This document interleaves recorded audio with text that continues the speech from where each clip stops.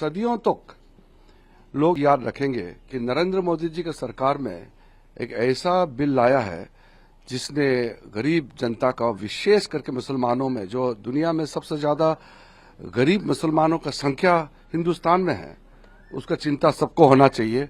और ये चिंता नरेंद्र मोदी जी ने किया है, हमारा सरकार ने किया है। और साथ साथ जो वक्फ बोर्ड ने कई सदियों तक, कई सालों तक जो मिसयूज किया है, अधिकार को गलत तरीके से इस्तेमाल किया है और गरीबों का जायदाद लूटा है, उसमें भी रोकने का काम हम कर रहे हैं। देश हित में है और हम पुनः सब पॉलिटिकल पार्टी को अपील करते हैं कि देश हित में सब बिल को सपोर्ट करना चाहिए। अगर विरोध करते हैं तो तर्क रख के विरोध करें, ऐसे झूठे बातें करके विरोध ना करें।